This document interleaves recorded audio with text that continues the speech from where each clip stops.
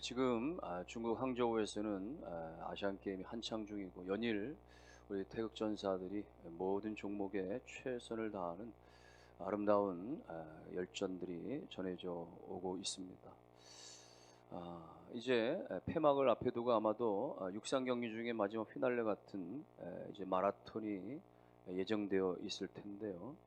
마라톤은 우리가 아는 대로 42.19km를 달리는 육상 종목입니다. 이 종목이 유래된 데에는 그리스에서 있었던 전투에서 비롯됩니다. 오래전 주전 490년경에 페르시아가 그리스를 쳐들어왔을 때 거대한 그 적들을 맞서서 그리스 아테네 군사들이 맞서 싸워서 이겼던 전투였던 것이죠. 그 전투의 현장이 바로 마라톤이라고 하는 지명을 가지고 있는 지역이었습니다. 그 전투에서 적들을 막아 싸워 이겼던 이 아테네 군사들이 아, 학수고대한 젊은이들을 이 전장터에 내보내고 전쟁의 소식에 대해서 학수고대하는 시민들에게 이 소식을 알리기 위해서 병사 하나가 죽을 힘을 다해서 40km 되는 그 거리를 달리고 한숨에 쉬지 않고 달려와서는 우리가 이겼노라 이렇게 외치고는 쓰러져 죽게 됐다는 이야기죠. 그래서 그걸 계기로 인해서 그 전쟁터 마라톤 지형을 따서 이 경기 종목을 마라톤으로 그리고 40km 이 거리를 기준 삼아서 유래가 됐다라고 하는 이야기입니다. 여러분 학수고대하는 전쟁의 소식 이겼다라고 하는 이 승전보를 가지고 달려온 그 한 병사의 그 죽음을 무릅쓴 그 한 병사에 달려온 좋은 소식을 가지고 달려온 그 발은 얼마나 귀한 발이겠습니까? 얼마나 복된 발걸음이었겠습니까?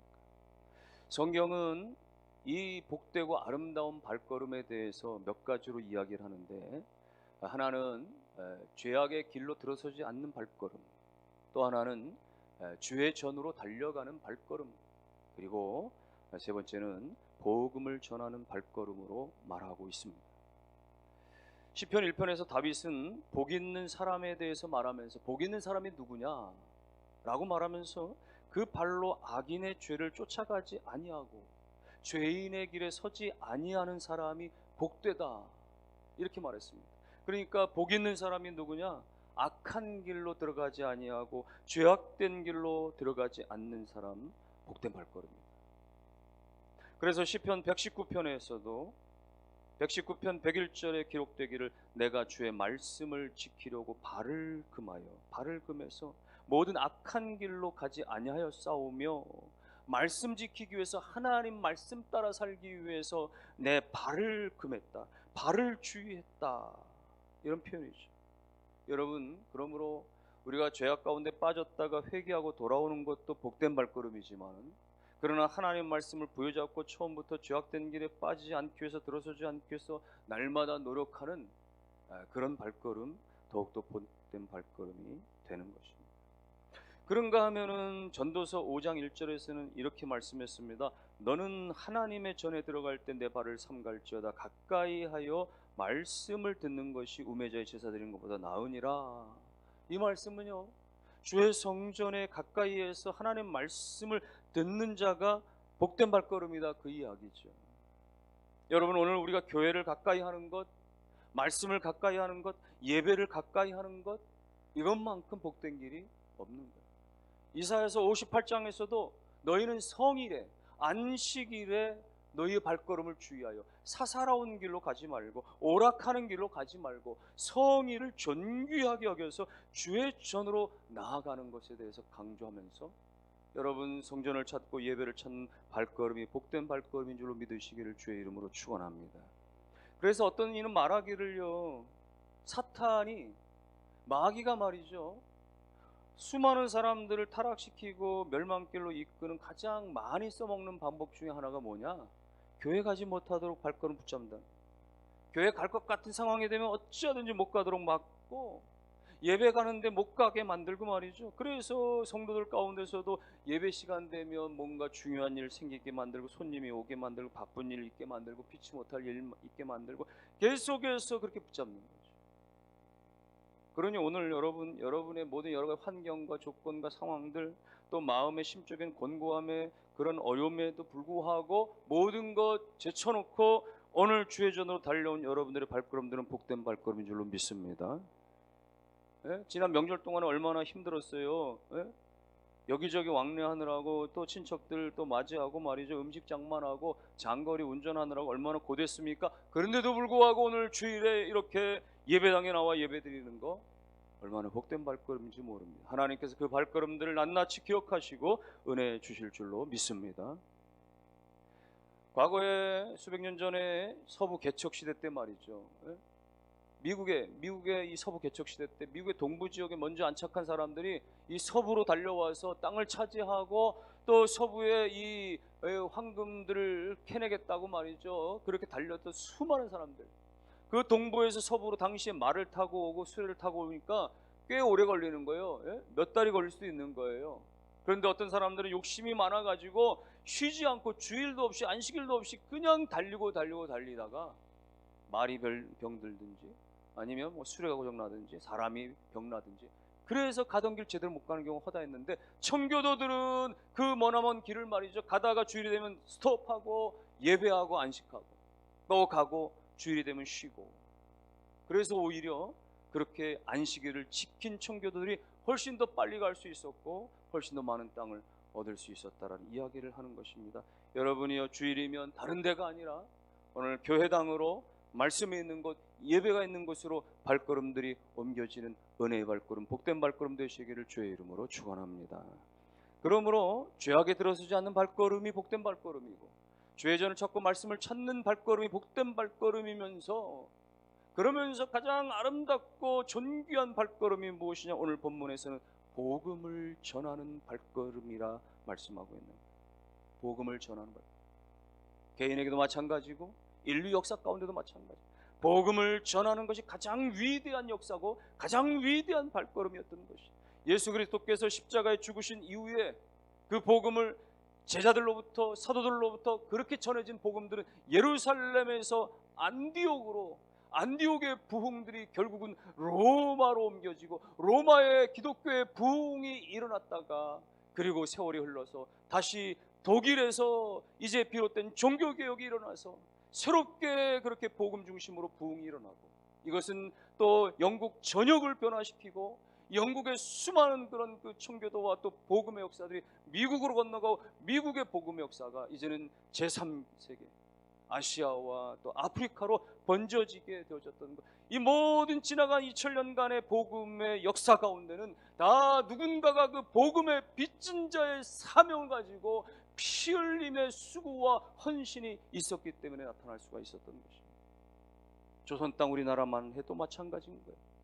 110여 년 전에 대동강의 토마스, 젊은 청년 하나가 그렇게 피 흘려 순교하기까지 이 땅에 복음을 심겼던 그 시작이, 또 몇몇의 그런 선교사들의 그런 헌신들로 인해서 오늘날 이렇게 성도들이 말이죠, 천만이다 수백만이다 이렇게 말하고, 또 세계에서 그렇게 복음 전도 선교에 이제 2등 국가가 될 수 있는 그런 위대한 영적 대한민국이 될 수가 있었던 것입니다. 그러므로 국가도 마찬가지고 오늘 개인도 마찬가지예요. 오늘 우리가 이제 복음을 받았으니, 우리가 빚진 자가 되었어요. 하나님의 은혜를 받았으니 나도 어떤 모양이든지 어떤 형편이든지 어떤 상황이 있든지 이 빚진 것에 대해서 갚을 수 있는, 누군가에게 나도 값없이 그렇게 은혜를 받아, 지난날 내가 누군가에게 중보기도를 받고 사랑의 도움을 받고 은혜로 도움 받고 복음을 받아서 내가 오늘 예수 믿고 하나님의 자녀가 되어 이렇게 예배자가 되었으니, 나도 이제 누군가에게 복음을 전하는 자, 증거하는 자, 아름다운 발걸음이 되실 수 있기를 주님의 이름으로 축원합니다. 여러분, 우리가 사명 감당하지 않으면 이 복음의 사명, 가든지 보내든지, 내가 가든지 못 가면 어떻게 됐든지 보내는 일 가운데 쓰임받지 아니하면 안 되는 거예요. 예수 믿는다 우리 모두가 다 이 사명 앞에 부름받은 존재. 하나님은 다 이 부분을 주목하시고 다 기억하시고 가장 집중하시는 부분이 바로 이 부분인 거예요.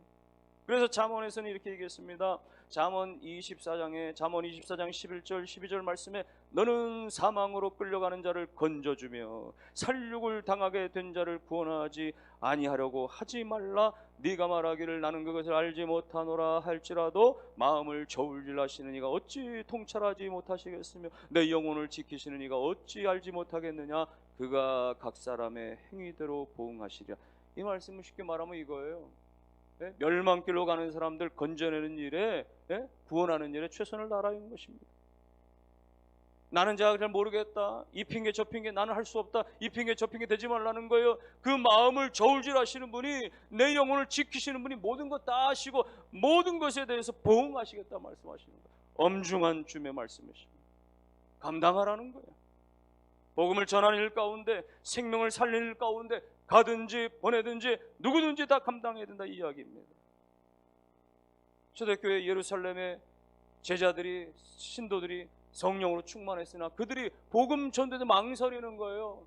그때 하나님께서는 강력한 예루살렘의 핍박을 가져오게 해가지고 말이죠, 저절로 흩어지게 만들어서 산지사방으로 그들을 도망치게 만들어서라도 복음이 퍼져나가도록, 예수 복음이 퍼져나가도록 하신 하나님의 말씀을 보면은, 오늘 우리가 복음을 받았을 때 나만 간직하고 있고 흘려보내지 못하면, 복음을 전하는 그런 통로 역할을 감당하지 못하면 하나님은 핍박의 그런 도구를 사용하시든지 환경의 어려움을 통해서라도 이 복음이 전하여지도록 만드시는 하나님, 어떤 방법으로든 주의 말씀이 전해지게 하신다는 사실을 깨닫고 우리는 이 복음 전도에 다 사명자로 쓰임받게 되시기를 주의 이름으로 축원합니다.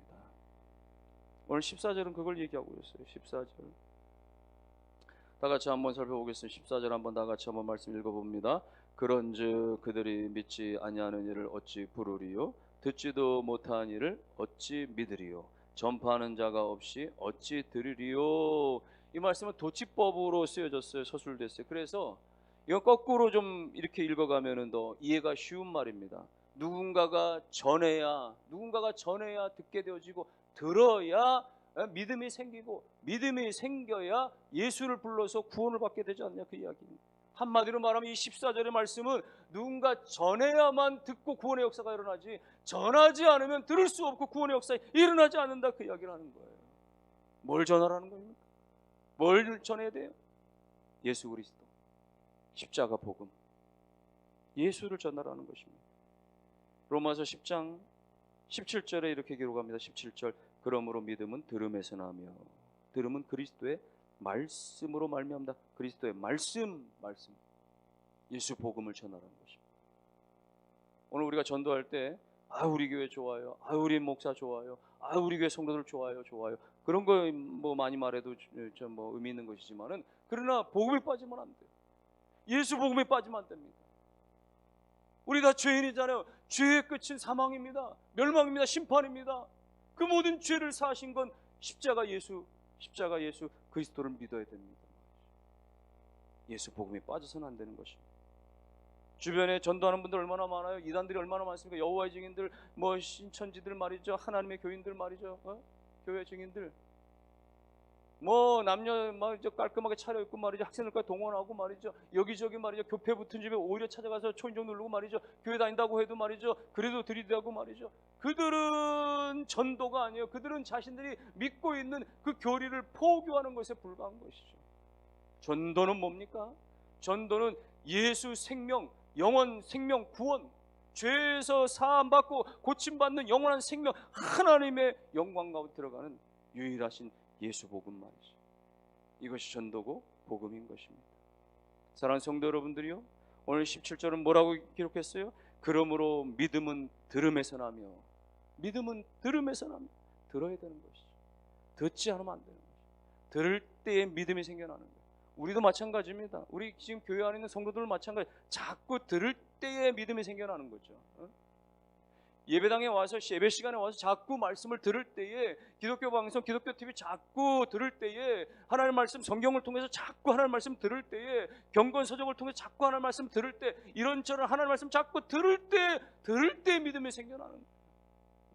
교회 와서 어서 오세요, 악수하고 반갑고 차 마시고 떠들고 봉사 열심히 하고 밥 먹고만 돌아가면 안 되는 것이죠. 그거는 아무리 1년 52주 말이죠, 몇 년을 계속해도 믿음이 생겨날 수가 없습니다. 말씀이 능력이기 때문에 그 말씀을 들을 때에 믿음이 심겨지고 믿음이 점점 자라나게 되어지고 그 믿음 가운데 성숙과 성장, 하나님이 기뻐하시는 모습으로 변화돼 갈 수가 있는 것이죠. 그러므로 들어야 되는 것이죠. 우리도 들어야 되고 우리도 나와서 들어야 되고 이 말씀을 누군가에게 들려지게 해야 돼요. 아직도 예수 앞에 나오지 못한 가족 친지들 가운데, 인격이 되지 못한 사람들 가운데 예수가 생명이다, 하나님을 믿어야 되고 예수 그리스도를 영접해야 되고 예수 십자가 우리를 구원하신다라고 하는 사실을 전해야 그들이 들을 때 그 말씀이 믿어지고, 그래서 그 말씀 가운데에 구원의 역사가 일어난 줄로 믿습니다. 그러므로 여러분, 하나님 우리를 다 보내셨어요. 예? 우린 다 보내심 받은 자들입니다. 오늘 15절 말씀에 말이죠, 예? 보내심을 받지 아니하였으면, 이렇게 표현했는데 다 보내심을 받았다는 이야기. 목사만 보내신 게 아니고 선교사만 보내신 게 아니고 하나님은 예수 믿고 나서 구원받은 즉시로 우리 모두를 다 보내신 거예요. 어디로요? 세상으로. 안 믿는 사람들에게, 학교든지 직장이든지 이웃이든지 사회든지 거래처든지 어디든지 거기에 복음이 필요한 모든 사람들 가운데 이미 다 우리는 보내심을 받은 자들인 거예요. 보내심을 받은 자의 사명은 뭐예요? 말씀을 전하는 것이죠. 복음을 말하는 것이죠. 예수를 이야기하는 것이죠. 그때 그것이 들려지게 되어질 때 그들이 듣는 순간은 어느 때든지, 지금 당장은 아닐지라도 말이죠, 그 들려진 말씀은 어느 때든지 반드시 심겨지고 그것이 자라나서 열매로, 생명의 열매로 나타나게 될 줄로 믿습니다. 주님은 우리 가운데 가라고 말씀하시는 것입니다. 그러므로 너희는 가서 모든 족속으로 제자를 삼아, 가서 모든 족속으로 가라 말이죠. 꼭 지구 반대편으로 말이죠, 다른 나라까지 가서 아니될지라도 내가 머문 자리, 그것이 어떤 상황이든지 그곳에 가는 것, 우리는 가야 되는 사명이 있는 것이. 그래서 어떤 목사님은요, 성도를 가리켜서 수류탄이다 이렇게 표현했어요. 수류탄은 뭐예요? 상대방 적진을 향해서 던져서 투척되어야 될 존재죠. 그래서 안전핀 뽑아가지고 말이죠, 상대방이 던져져서 거기 예수를 모르는 사람들 가운데 말이죠, 복음의 폭탄이 터져져서 거기서 말이죠, 성령의 불길이 일어나게 하고 구원의 역사가 일어나게 하고 그래야 되는 것이. 그런데 우리끼리만 여기서 말이죠, 스스로 말이죠, 안전핀 뽑고 말 우리끼리 터뜨리고 말하면은 교회 안에서는 자폭하는 겁니다. 복음이 아니라 말이죠, 복음의 수류탄이 아니라 말이죠, 오히려 그야말로 쟁론과 또 불목의 폭탄이 되어지고 마는 것입니다. 그러므로 가는 것이 중요한 것입니다. 복음을 받은 자로서, 예수를 믿는 자로서 누군가에게든지 내가 알고 있는, 내가 믿는 바 예수 그리스도를 가서 우리가 말할 때 거기서 들려짐이 있게 되어지고, 들려짐이 있을 때에 그리스도를 시인하게 되어지고 마침내는 그리스도를 만나게 되어지는 귀한 역사가 일어나게 되어지는 것입니다.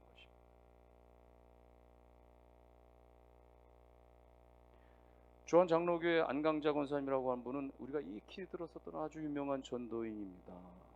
이분은요, 뭐 과거 젊었을 때는 진짜 뭐 한 해에 뭐 수천 명에게 만나서 매일같이 나가서 거리에서 전도를 하고, 전단지를 뿌리면서 복음을 전하고, 과거에 아주 오래전에 조한역 앞에서 말이죠, 그 광장에서 쭉 지나가는 사람들에게 복음을 전하는데 한 청년이 지나가길래, 청년 예수 믿고 구원받으세요, 뿌리쳐버리고 도망치는 그 청년을 가서 뒤에 쫓아가서 청년 예수 믿지 않으면 지옥 갑니다.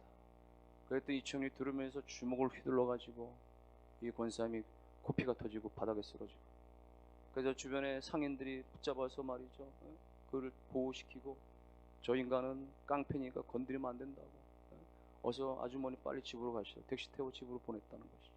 집에 와서 코를 부여잡고, 하나님 이게 웬일입니까 말로, 전도도 못 나가고 그렇게 힘들어 고통하고 있는데 일주일 만에 이 청년이 자기 주머니에 넣어져 있었던 말이죠, 전도지의 전화번호를 보고 이 권사님에게 전화를 해서, 아주머니 내가 수많은 사람 때리고 그렇게 깡패짓 했어도 내가 한 번도 내가 후회해 본 적이 없는데, 그런데 내가 아주머니 그날 때리고 나서 지난 일주일 동안 아주머니 쓰러진 장면 때문에 내가 계속해서 그것이 떠올라서 단 하루도 내가 밤에 잠을 제대로 못 자고 지금까지 고통받고 있습니다. 제발 저를 좀 용서해 주십시오. 잘못했습니다. 그렇게 사과를 하고 용서를 빌면서 아주머니 다니는 교회 나 한번 가겠습니다. 그래서 권사님 인도받아서 교회를 가고 거기서 예수 믿고 변화돼 가지고 훗날 이분이 신학하고 필리핀에 선교사로 나가기까지 되어졌다는 김기영 선교사님이 됐다라고 하는 이야기인데, 이 양강장 권사님이 이렇게 전도에 자신의 인생을 걸게 됐던 그 이유가 결혼하고 몇 년 되지 않아서 말이죠.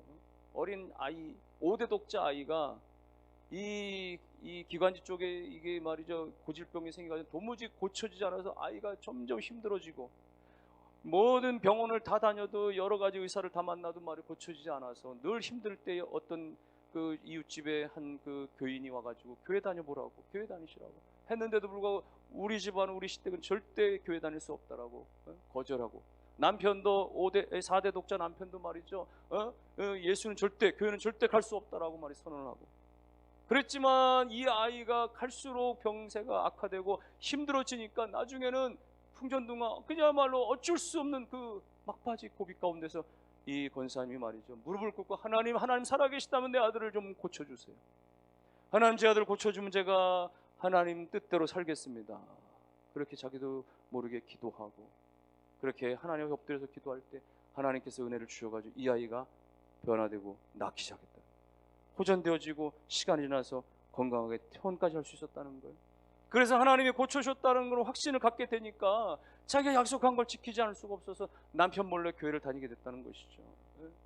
그래서 아이를 안고 그렇게 교회를 몰래 다니다가 어느 날 걸려가지고 남편에게 그야말로 구타를 당하고 말이죠. 우리 집안은 예수 믿을 수 없다고 말이죠. 갈라서 자고 난리 하는데도 불구하고 이 권사님은 당시에 결심하기를 하나님이 내 아이를 살려주신 걸 내가 확신하고 내 기도를 들어주신 것을 확신하니 내가 목에 칼이 들어와도 나는 이 신앙을 변개할 수가 없노라. 그리고 오히려 내가 내 남은 인생을 복음을 전하면서 그렇게 살겠습니다 라고 오히려 더 그렇게 하나님 앞에 헌신하고 말이죠. 다음 날부터 오히려 아이를 들러업고 말이죠 거리로 나가서 전단지를 돌리면서 복음을 전하는 그런 전도인으로 바뀌어졌다는 거예요. 그로부터 남편하고는 얼마나 멀어졌겠습니까? 얼마나 날마다 이 남편은 술로 그렇게 지내고 말이죠 아내를 그렇게 못살게 굴고 말이죠.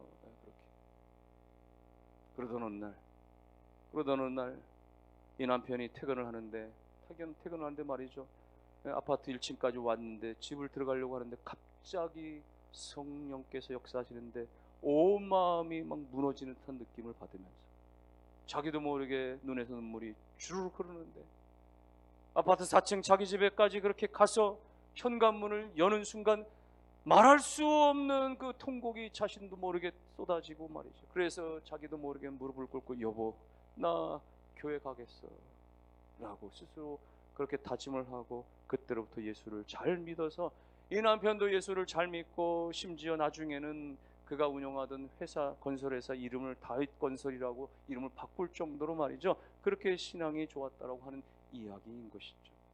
여러분 이 권사님의 전도와 그리고 이 권사님의 중보 기도 가운데에 그렇게 깡패가 돌아와서 그렇게 선교사가 되고 죽어가던 아들이 살아나고 말이죠 안 믿었던 남편이 그렇게 예수 앞에 돌아오고 말이죠.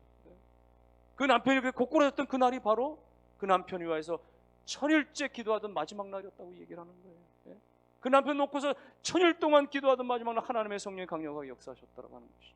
사랑하는 성도 여러분들이요, 오늘 우리가 하나님을 믿고 하나님의 복음을 위하여서 우리가 무엇이든지 쓰임받기를 희망할 때 하나님은 그의 입술 가운데 그의 발걸음 가운데 능력 주시고 은혜 주시고 은사 주시는 줄로 믿으시기를 주의 이름으로 축원합니다. 우리가 오만 군데를 다 다니고 그야말로 돈 벌기 위해서 여러 가지 배우기 위해서 여러 가지 의미 있게 이 사람 저 사람 만나고 동분서주하지만은 그러나 하나님의 복음을 들고 예수 전하기 위해서 갈 때에 사명 감당할 때 하나님께서 그걸 가치 있게 여기시고 위대하게 여기시고 천하보다 귀한 영혼 주께로 돌아오는 일에 그 사람을 통하여 써주실 줄로 믿고 오늘 우리 모두가 다 예수 복음 가진 자 복음을 전하는 자 복된 발걸음 아름다운 발걸음들 다 되실 수 있기를 주의 이름으로 축원합니다.